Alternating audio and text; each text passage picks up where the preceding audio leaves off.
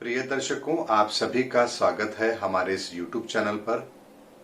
दर्शकों, आप सभी के मन में एक प्रश्न जरूर आता होगा कि मैंने पैसा तो बहुत कमाया लेकिन टिकता नहीं है। ये प्रश्न बहुत से लोगों का है और हर आदमी ये जानना चाहता है कि आखिर ऐसा क्यों होता है। मैं ये नहीं कह रहा कि हर व्यक्ति के साथ ऐसा होता है, लेकिन बहुत बड़ी संख्या में लोगों का एक प्रश्न जरूर होता है कि हमने अपनी जिंदगी में पैसा बहुत कमाया है लेकिन वो टिका ही नहीं, चला गया। आखिर ऐसे वो कौन से कारण हैं जिसकी वजह से ऐसा होता है और कौन सी गलती हम कर बैठते हैं जिसकी वजह से ऐसा होता है, आज इस वीडियो में मैं आपको ये जरूर बताऊंगा। दर्शकों, एक बात को समझना बहुत जरूरी है कि यदि जीवन के अंदर सेकंड हाउस में या सिक्स्थ हाउस में कोई भी मारक ग्रह बैठा हो, ऐसे जातक को धन के संदर्भ में विशेष सावधानियां रखनी चाहिए। यानी पैसा उधार लेते समय भी और पैसा उधार देते समय भी। लेकिन यहां बात हो रही है कि पैसा हमने बहुत कमाया लेकिन टिकता नहीं है। एक उदाहरण के लिए कुंडली लेते हैं दर्शकों। ये जो कुंडली आप देख रहे हैं, इस कुंडली के अंदर अभी आप ध्यान से देखेंगे तो चौथे भाव के अंदर बृहस्पति और बुध दोनों ग्रह बैठे हुए हैं।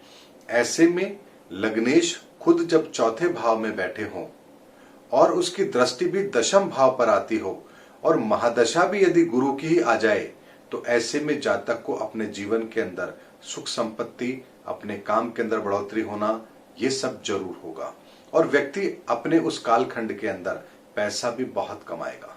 लेकिन इस कुंडली के अंदर एक चीज और है जिसे आपको समझना बहुत जरूरी है कि सेकंड हाउस के अंदर यहां पर शुक्र भी बैठे हुए हैं। शुक्र कभी भी योग कारक नहीं होते हैं। ऐसे में यदि इन्होंने जीवन में पैसा कमाया और उस पैसे को अपने बैंक अकाउंट में ही रखा, लिक्विड कैश के तौर पर रखा, तो कोई ना कोई कारण ऐसा बनेगा या परिवार में कोई ऐसी परिस्थिति बनेगी कि वो पैसा इनका खर्च हो जाएगा, टिकेगा ही नहीं।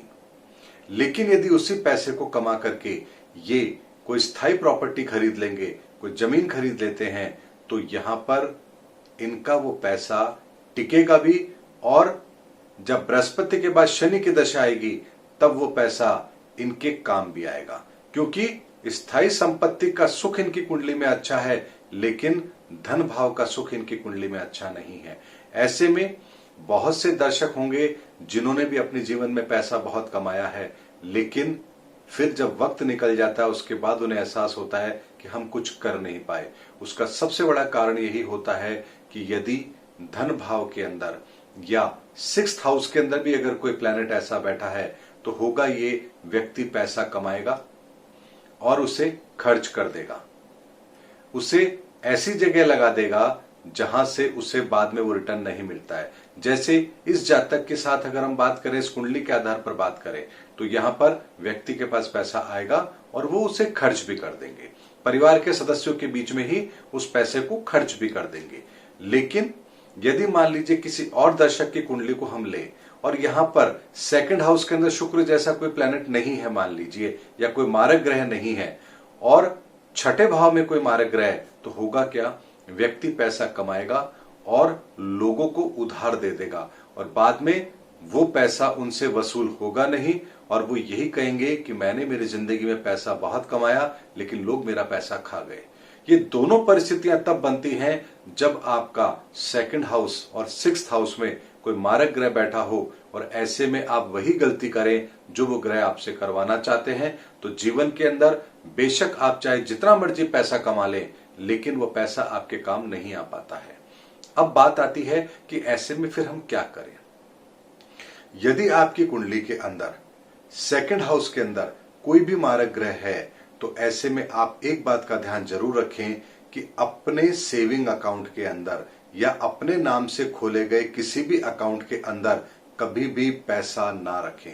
एक लिमिटेड पैसा जो आपको जरूरत है वो जरूर रखें, लेकिन उससे ज्यादा पैसा उस अकाउंट में कभी ना रखें। उस पैसे को आप अपनी कुंडली के आधार पर किस व्यक्ति के नाम से अकाउंट खोलकर आप पैसा रख सकते हैं, ये अध्ययन करके उसके आधार पर काम करें। जैसे इनकी कुंडली की अगर हम बात करें तो यदि ये अपनी माता के नाम से एक अकाउंट खोलते हैं, यानी कि फर्स्ट नेम इनकी माता का हो, सेकंड इनका हो जाए, चलेगा, और उस अकाउंट में यदि ये पैसा रखते हैं तो वो पैसा फिर भी टिकेगा। अब बात करते हैं जिसकी कुंडली के अंदर 6th हाउस डैमेज हो, मारक ग्रह बैठा हो, तो वो क्या करे। ऐसे जातक को समझना चाहिए कि चाहे कोई भी व्यक्ति उससे पैसा उधार क्यों ना मांग रहा हो, चाहे उसका अपना खास भाई क्यों ना हो, नजदीकी रिश्तेदार ही क्यों ना हो, अच्छा दोस्त ही क्यों ना हो, या तो वो ये कहे कि भाई मैं पैसा किसी को उधार देता नहीं, या ये झूठ उनको बोलना पड़ेगा कि भाई मेरे पास अभी पैसा है नहीं, या फिर यदि देना ही है तो ये समझ के दीजिए कि ये जो पैसा मैं दे रहा हूं अब ये मुझे पैसा वापस नहीं लेना है। ये समझकर अगर आप पैसा देते हैं तो फिर आप ये समझ जाइए कि वो पैसा आपको लेना नहीं है, वो चला गया, आपको वापस मिलेगा नहीं। लेकिन यदि आप ये सोचकर दे रहे हैं कि मैं इसकी मदद कर रहा हूं, ये पैसा मुझे बाद में लौटा देगा, तो आप सबसे बड़ी गलती करने जा रहे हैं। फिर चाहे आप किसी भी व्यक्ति को पैसा उधार क्यों ना दें, ऐसे में आपको ये चाहिए कि आप किसी को भी पैसा उधार ना दें, और यदि देने की मजबूरी हो तो ये सोच के दें कि ये पैसा मेरा डूब गया और अब मुझे वापस नहीं चाहिए। यदि ये काम करने को आप तैयार हैं तो ही वो पैसा आपके पास टिकेगा। ऐसे में दर्शकों, बहुत बार ऐसा होता है कि हम अपने किसी परिचित की मदद करने के लिए कहीं और से पैसा उधार लाके उन्हें दे देते हैं, क्योंकि संबंध ऐसे होते हैं कि मना कर नहीं सकते। उस समय परिस्थितियां ऐसी होती हैं कि उनको मना नहीं किया जा सकता। ऐसे में एक बहुत बड़ी गलती हम कर लेते हैं कि कहीं से उधार पैसा ला करके उनको दे देते हैं, और बाद में वो व्यक्ति तो अपनी परिस्थितियों से बाहर आ जाता है, लेकिन उसका ब्याज, उसका मूल हमको चुकाना पड़ता है। ये तभी गलती होती है जब छठे भाव के अंदर कोई मारक ग्रह बैठा हो, और ऐसा व्यक्ति यदि किसी को पैसा उधार दे देगा तो उसके साथ यही हाल होगा। ऐसे में एक बात को समझना बहुत जरूरी है दर्शकों, कि जीवन के अंदर धन कमाना इतना मुश्किल काम नहीं है जितना उस धन को व्यवस्थित कर पाना। क्योंकि जब भी हम जीवन में अपना धन कमाते हैं, उसके बाद में यदि उसका सही संतुलन हम नहीं रख पाए तो वो पैसा बहुत जल्दी चला जाता है। या तो हम किसी को उधार दे देते हैं, या किसी ऐसी पॉन्जी स्कीम में लगा लेते हैं जहां आगे जाकर के वो डूब जाता है।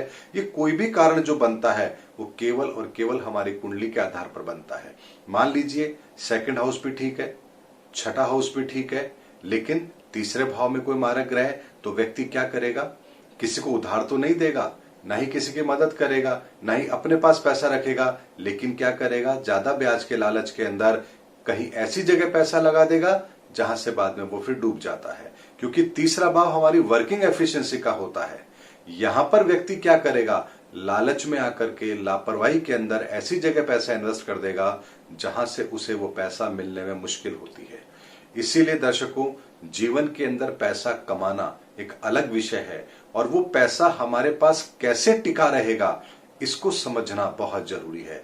यदि हम अपनी कुंडली के आधार पर इस चीज को समझ जाएं और फिर उसके बाद में उस पैसे का सही सदुपयोग करें, तो जीवन में हमारा कमाया हुआ धन हमारे पास भी रहता है, और हम अपने जीवन के अंदर उसका भरपूर फायदा भी उठा पाते हैं, और बहुत लंबे समय तक वो धन हमारे काम भी आता है, और बुरे वक्त में हम उस धन का सदुपयोग भी कर पाते हैं।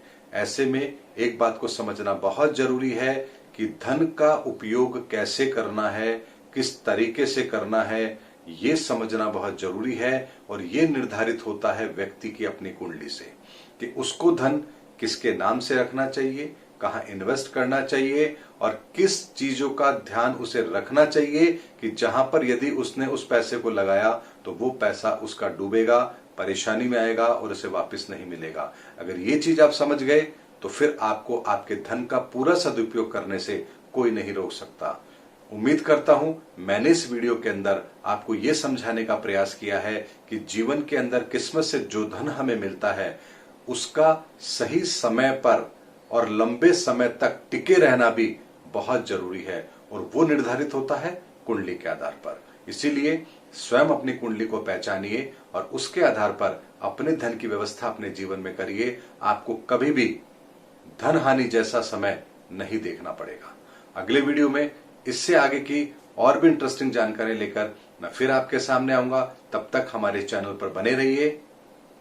अगले वीडियो में फिर आपसे मुलाकात होगी। तब तक के लिए जय हिंद, जय भारत।